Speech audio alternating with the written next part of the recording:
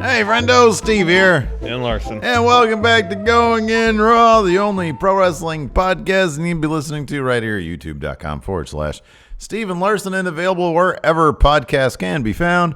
Be sure to hit that subscribe button, little notify bell next to it. Make sure you always get your new Going In Raw notifications. We're also available on the Patreon at patreon.com/Steve and Larson. That's where we get our Matt Chat questions from for this week. We got a little batch of Matt Chat questions. So the Royal Rumble is coming up. That's right. Brock Lesnar's in it. Also correct. And good friendo Christopher Rappersad wants to kick things off with a question about Brock Lesnar in the Royal Rumble. Let's see what he says. Hello, Stephen Larson. So my question is about Brock Lesnar entering the Rumble and defending his WWE Championship. So I think this is a bad idea because I'd rather him fight somebody one-on-one. He doesn't need to enter the Rumble. I think it's just lazy on WWE's part because you couldn't find an opponent for him. Like, him entering the Rumble is just proving that, we're just going to bury the whole roster. Like, hey, Brock Lesnar will always be champion and our roster is not really top tier. And who do you think should beat Brock for the belt, and what will be so surprising in this Rumble? Thank you, Christopher. Thank you, Christopher. Go ahead, Steve. All right, so coffee. Yeah, dude. I know, man. This coffee, hey, too good on the coffee. Skull. There we go, man. Anyways, no, man. I actually think that Brock being in the Rumble is a good idea. I'm actually pretty happy with it. Because here's the thing: what's the alternative? Another match. There are basically these days there are two types of Brock Lesnar matches. When he fights somebody that maybe he's not entirely enthused about fighting, usually that's like with the bigger guys. He seems to enjoy working matches against the smaller guys. When it's the bigger guys, Samoa Joe, Braun Strowman, those types, it's one F5 and then it's done. With the smaller guys, take Kofi out of the equation. They do a little bit more with the storytelling. Usually a Survivor Series, he'll have a good match, and then any other match, who knows? There was the stretch where it was Daniel Bryan, AJ Styles, Finn Balor.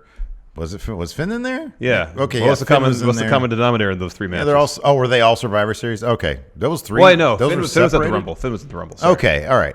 It was AJ the following year, Daniel Bryan. I think the following Rumble was Finn. And then I think he probably had a decent match against Seth. I know they did the wonky Mania thing with the chair and stuff. I don't know. Anyways, I'm done with all that stuff. Like, if it was a good match, that'd be great. But like, there's nobody available for him that's sort of undersized and a really good wrestler that he hasn't wrestled yet. And so you're left with, a match against a big dude or somebody he's already fought. I don't want that. I like the idea of Brock in the Rumble. It takes one meaningless match out of the way, and it just puts him in the Rumble. And yes, he will probably dominate, I would say maybe half of the Rumble before he's eventually eliminated, which will set up his Mania partner. So I'm fine with that. Totally. I'd like to see, this is totally not going to happen, Dio Madden eliminate Brock. Oh, that'd be great. That would be awesome. And I think the crowd would love it in the moment. But I don't know how he's going to get eliminated or who's going to eliminate him. I would love to see Keith Lee win the Rumble, last eliminating Roman Reigns in a switcheroo from their Survivor Series match. Yeah, that'd be great. But I do think that it's long-term storytelling. Yeah, I think it's going to end up being Roman. No, I agree 100%. I think it's something different. The potential is there for a far more compelling story than usual Brock build, usual Heyman promos. Only for the challenger to inevitably lose because of one F5. Yeah. Even if Brock runs the table and wins the Rumble, whoever beats him at Mania, that's going to be huge for that person. Yeah, for sure. So I don't really see any downside to Brock being in the Rumble. No, me neither. Well, the only downside is if he wins the Rumble, so he has a challenger come up and then beats that individual at Mania. That's the downside, but that could be the case regardless if he won the Rumble or not. Right. Just whoever ends up beating Brock, if it's at Mania, that's going to be massive for them.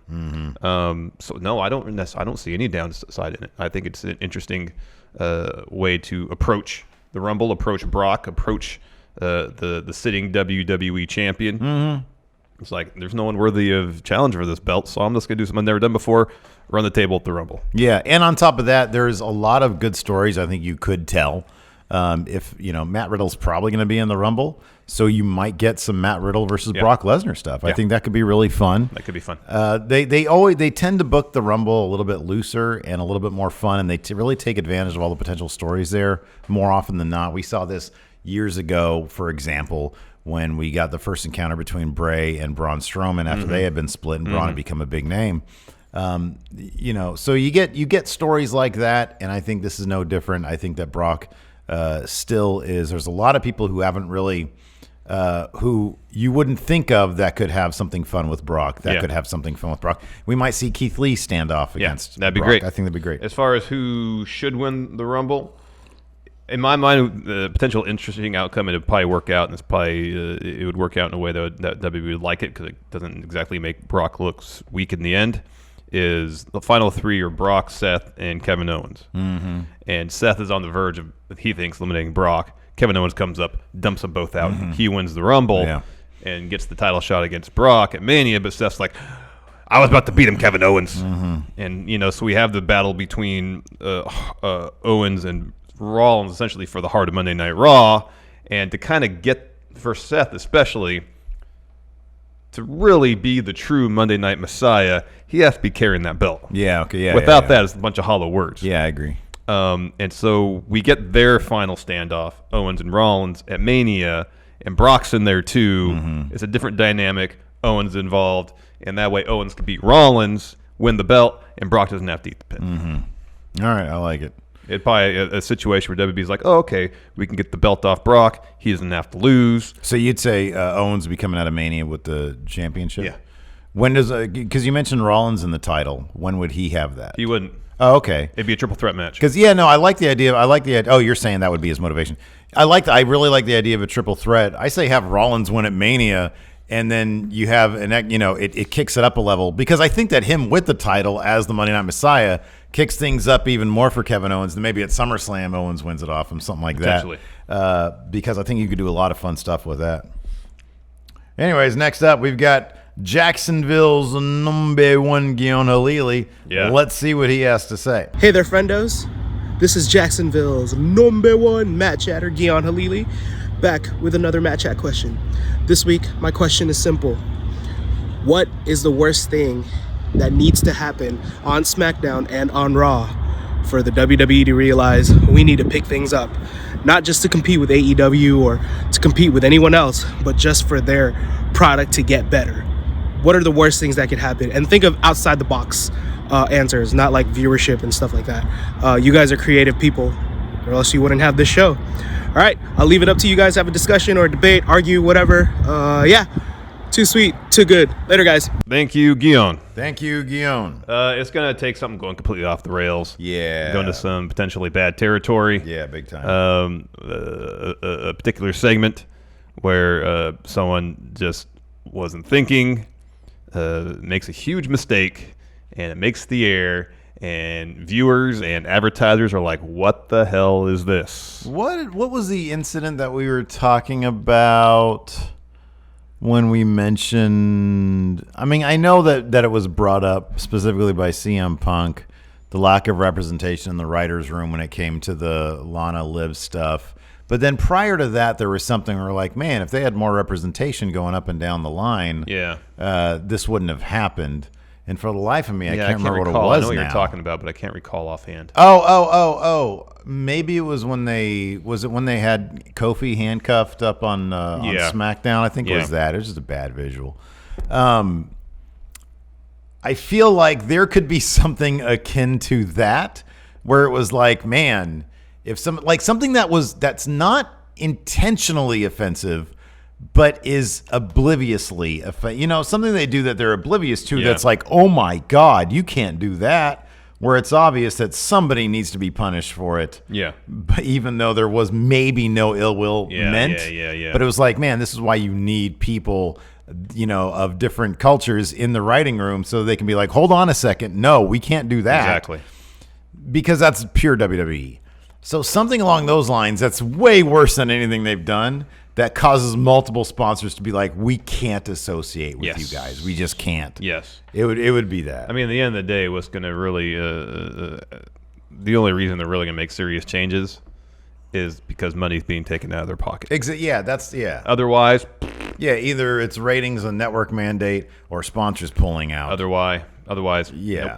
Nope. No. There's no motivation for them to make any changes as long as the money's rolling in. I mean, they probably think to themselves, because I think I was listening to Wrestling Observer Live from a couple days ago, or this past week, and I think SmackDown year-over-year ratings are up 20%, obviously because they're on a much larger bigger, platform, yeah. Yeah, platform. But they probably do look at that and don't even consider the larger platform aspect. It's like, oh no, ratings are up. They're great. They're up. They're great. We're doing great. We're doing great. More importantly, see, ratings look below that money. I think it was like the stat or the number was year over year.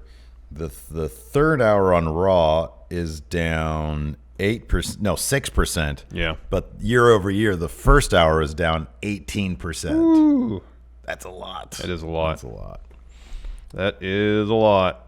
Next up, Rich the Smash Bro.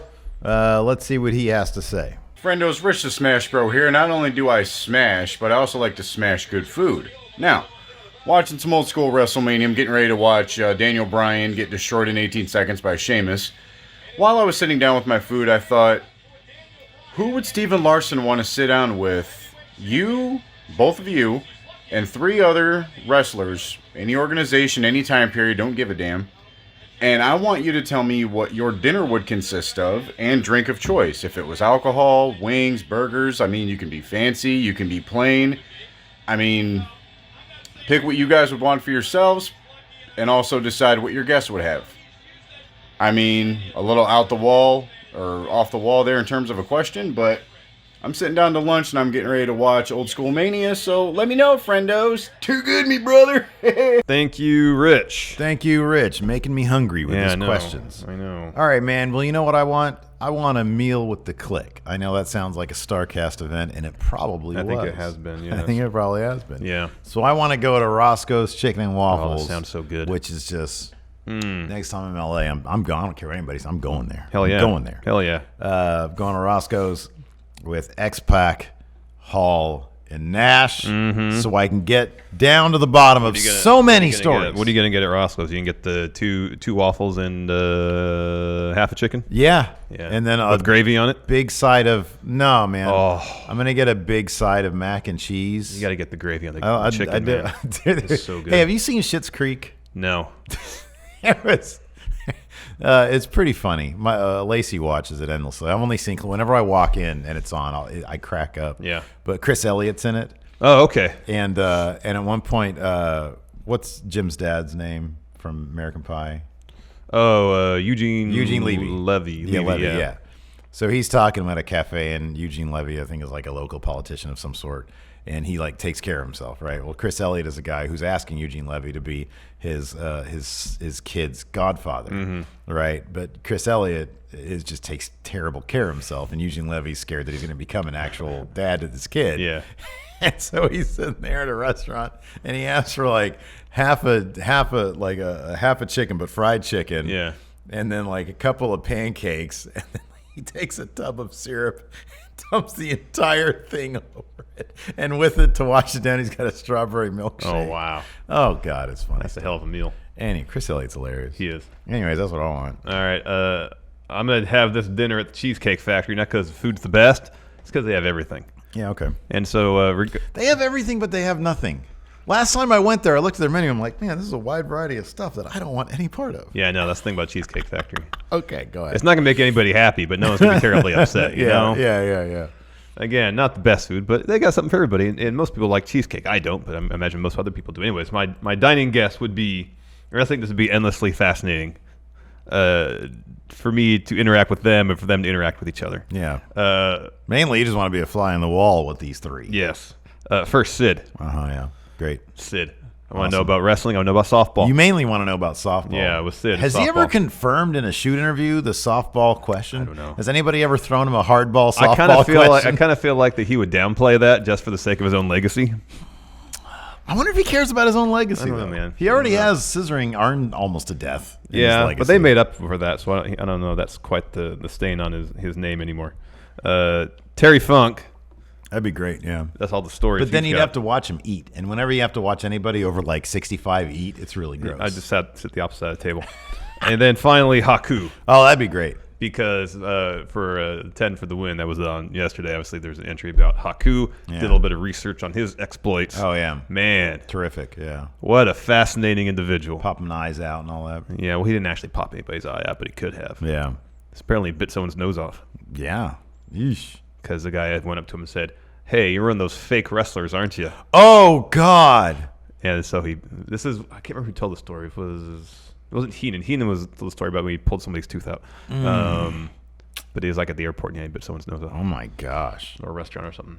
Anyways, endlessly fascinating. I mean, that could be a legend. That could not be true. Yeah, Who knows? sure. It might just be like a little chunk of skin off the nose. Yeah, or who something. knows? Not like the whole entire tip of the nose off.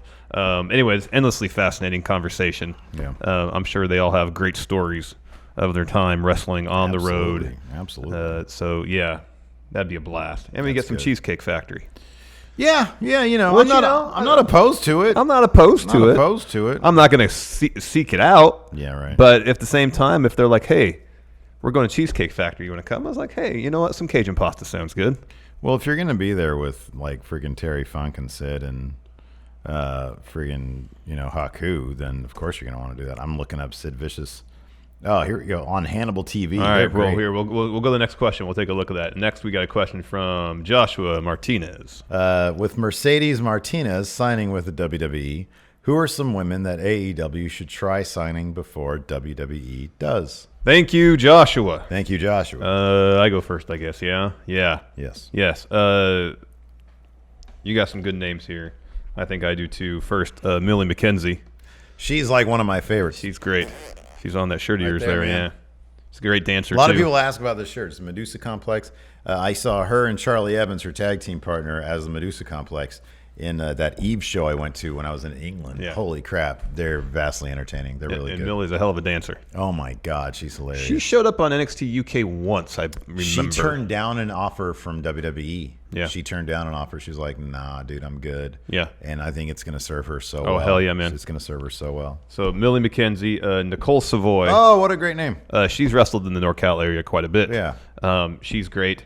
And then I believe Kelly Klein is no longer under Ring of Honor's employ. Thank God for her. Yeah.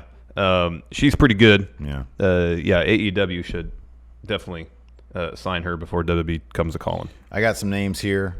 Faye Jackson. Great. She puts her booty all in people's faces. I think the wrestling needs a little bit of fun like that. I'm kind of surprised that Priscilla Kelly hasn't been signed from Maybe AEW. it's just a situation where she just wants to do her own thing for a Maybe while. she don't want to do it. Maybe she's like Darby, you because they're romantically linked. I They're think, married. still. Oh, they're actually married. Yeah, they're Okay. married, yeah. Good for them. Cute young couple. Yeah. Maybe she's like, husband, you go figure that out, and if it's good, pop over there with you. She was at StarCast in Vegas. I saw her there. Okay. Yeah. I think she was up talking to Killer Cross, if I remember correctly. Oh wow. Okay. Or Scarlett Bordeaux. Yeah. I saw her talking to somebody towards the front of the room. The aforementioned Charlie Evans, so that both her and Millie McKenzie can be in AEW together. And then they should steal Thunder Rosa from NWA. Oh, Thunder Rosa's great. She's terrific. Yeah, man. She's so badass. She's really good. And that's who the AEW should get. And that is what I believe. Next question from Luis Ariza. Who do you guys think would have been better if they came in a different generation or era?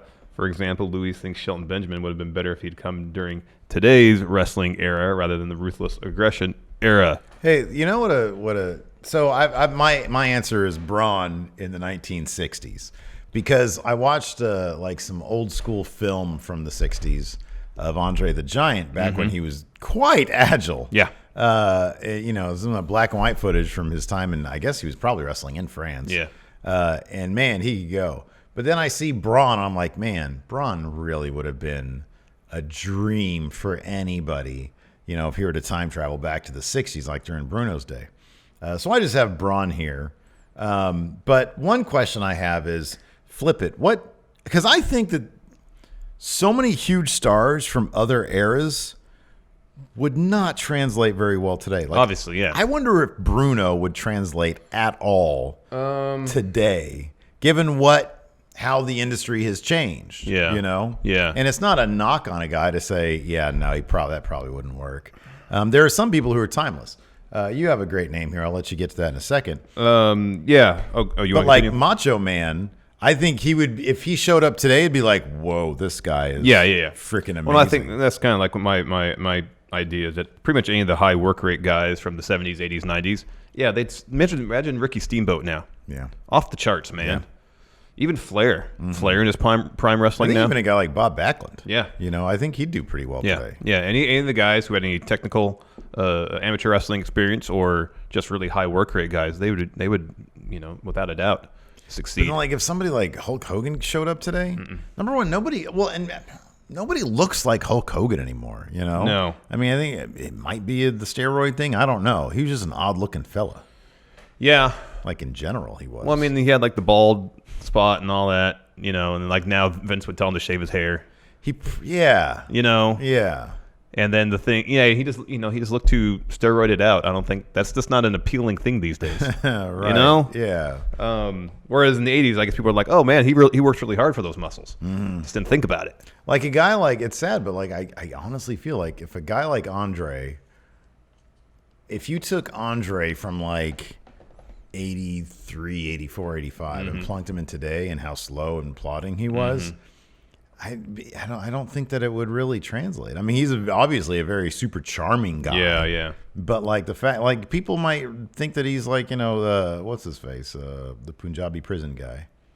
Oh, Great Khali. Great Khali, who just mills about also. Yeah. Well, I think back in the 80s there was such an emphasis on character and gimmick, and if you weren't that great of a worker, that's okay, as long as you could cut a decent promo. Yeah. And get yourself over in that respect with energy and charisma. But today, it's rare that you can simply get over by force of personality if you can't work a good match. Yeah, nobody wants that.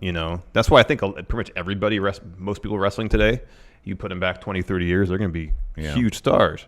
Yeah. Because they can all work matches, and by and large, they're all good on the mic. It's a lot easier to time travel, to go back in time and be a big deal than it is to come forward to the future, because things obviously progress. Yeah. They get, better multidimensional, whatever you want to call it. Yeah. That's my opinion. I'm sure the comments will probably let me know that I'm wrong about that. Of course, Andre be a 5-star machine today. Well, I mean, if it was in his early days. In his early days, I could see that. But like once, when at the dawn of Hulkamania, which is literally at the end, basically at the end of his career. Yeah, he could barely move. So, like, what's this poor guy doing in the ring? Get him out of there. I know. It hurts to watch this. this.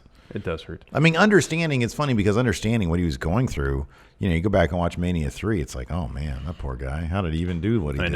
I know. And he was still around the 3-4 years after that. But a guy like Macho Man is timeless. Oh, yeah. Yeah. Although I do have one small issue here, What? is that you put Steamboat on here. I'm not sure. Like, Steamboat was never the most charismatic guy in the world. Yeah, he's a good worker. But, like, would the audience give a shit?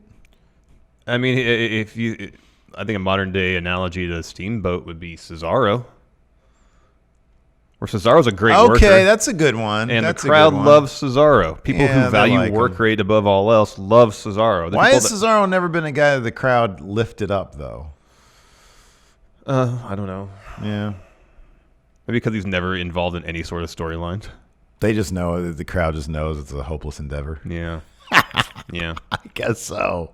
The crowd knows all. I mean, like, imagine Steamboat in NXT, where you don't have to go out there and cut massively long promos or anything like that. You can say a couple of words and get yourself over that way if you work incredible matches. Yeah, maybe. Like, Roderick Strong doesn't say much. He has like 3 sentences a week. Yeah, but Roderick Strong was going... And he is not a great promo. He was going nowhere before the Undisputed Era. That's what I'm saying. But he's a really good worker. Yeah, he's a really good worker. And the crowd liked him because he was a really good worker. And once he turned heel and showed the... Where would he be right now if it wasn't for the Undisputed Era? Oh, he'd be middling. Yeah. Once he showed a scintilla personality, that's all it really took. No, it took him standing right next to Adam Cole. Well, I'm saying once he turned heel, stood next to Adam Cole and showed a little bit of personality. Yeah, that's true. Yeah. And still put on incredible matches. Wasn't he the one who murdered Matt Riddle that episode? Yeah. Bloody flip-flop. Or Bloody Slide, sorry. That was great. So I think there's plenty of wrestlers who have gotten themselves over, who are over, Yeah. who don't need to talk a lot, who are incredible workers. I mean, there's a lot of them these days. Yeah. And Steamboat was probably as good as just about anybody in his day. Yeah, maybe. So- Maybe. And in his day, he was NWA World Champion. Yeah. He also had that goofy dragon. You That couldn't was- do that. Vince. You couldn't do that these days. That's Vince. He took it to WCW, dude. Well, he probably thought it was his calling card. But like in his time with Did he take it to WCW? If he did, it was in the mid '90s after he left WWE. He moved around too much too. He did. And then he asked for time off. For Vince, I know, because he had a It's kid. like a big no-no. I don't know, but from a human perspective, I get that you have a kid, you want to spend time with your Yeah, newborn. me too. But Vince, he doesn't see it that way. No, he doesn't. He's like, I have a kid. Nobody cares about Steamboat, that. when he beat Flair for the title in the late '80s, he didn't have all that dragon stuff. Yeah, I know. Could you imagine if somebody showed up with all the dragon stuff today? Unless it was tongue in cheek, yeah, they'd be kind of laughed out of the building. Howdy Doodly Champ has a text question also. But he says this week's question comes from Hafty and Broke Lesnar. What would be the most ridiculous reasons for WWE stock to crash in 2020?